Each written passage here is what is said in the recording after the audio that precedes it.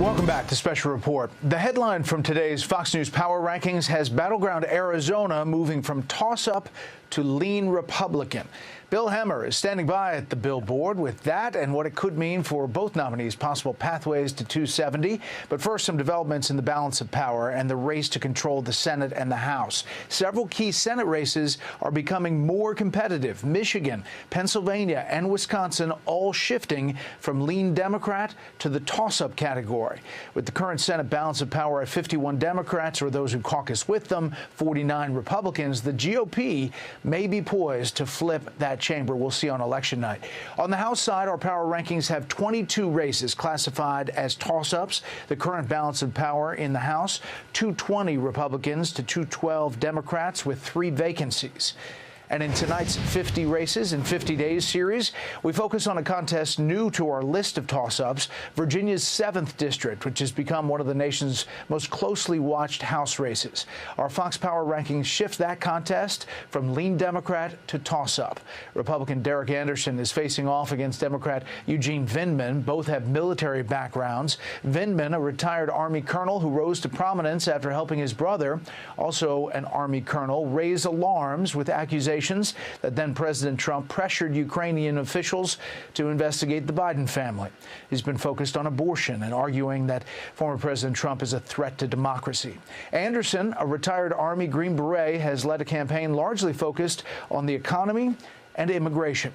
President Biden carried this district in 2020 by only 1 point, but 4 years earlier, Mr. Trump edged Hillary Clinton 51% to 44%. All right, as mentioned, Bill Hemmer, America's Newsroom co-anchor, joins us now with more from today's Power Rankings. Hey, Bill. You got it. Hey, Brett, good evening to you. I want to explain to our viewers why we made this adjustment in Arizona here.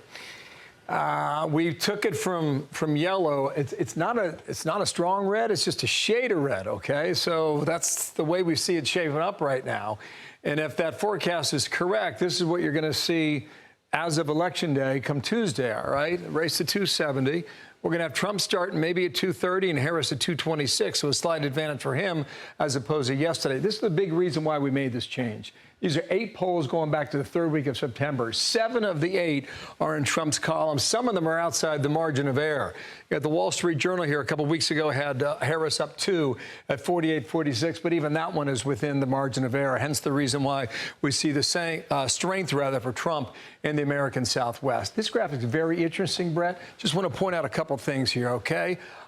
This is around the time when Joe Biden dropped out and Kamala Harris ascended to the nomination, all right?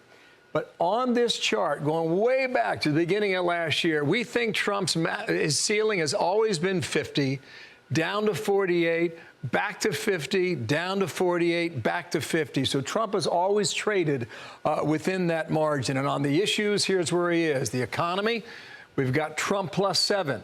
Immigration, Trump plus 15, and Harris plus 13 when it comes to abortion. And that will be our final power rankings as we head into next Tuesday, Brett. Yeah, it's a lot to shift. Bill, you know, we talked to the path to 270 and the best ways that each candidate can get there. First, Kamala Harris, then former President Trump. Okay, so everything going behind me, you know, is up for grabs. But let's go ahead and take the Republican side here in Arizona because we just talked about it. And that's 225, 230 races here to 270. For Kamala Harris, the easiest way to see her winning and going to the Oval Office is to take these states in the upper Midwest. That means Wisconsin and Michigan and Pennsylvania.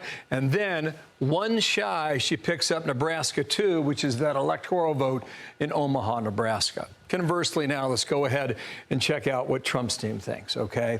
Michael Whatley, chair of the RNC, told us this week on Election Day he believes Trump will have a lead in Nevada, in Georgia, and North Carolina.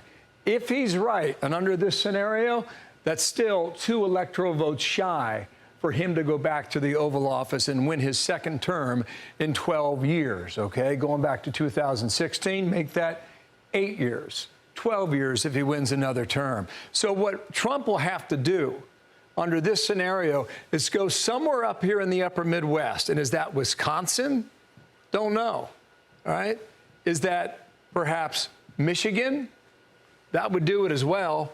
And you know the attention that's been on Pennsylvania. If we were able to do that, you'd be looking at 287 to 251, and he would go back to the White House. Brett, there are numerous scenarios to go through on this map, but there are more scenarios for him than there are for her, and that's what we're looking at 7 days out. The countdown is on. Bill, as always, thank you. Okay. Hey, Sean Hannity here. Hey, click here to subscribe to Fox News YouTube page and catch our hottest interviews and most compelling analysis. You will not get it anywhere else.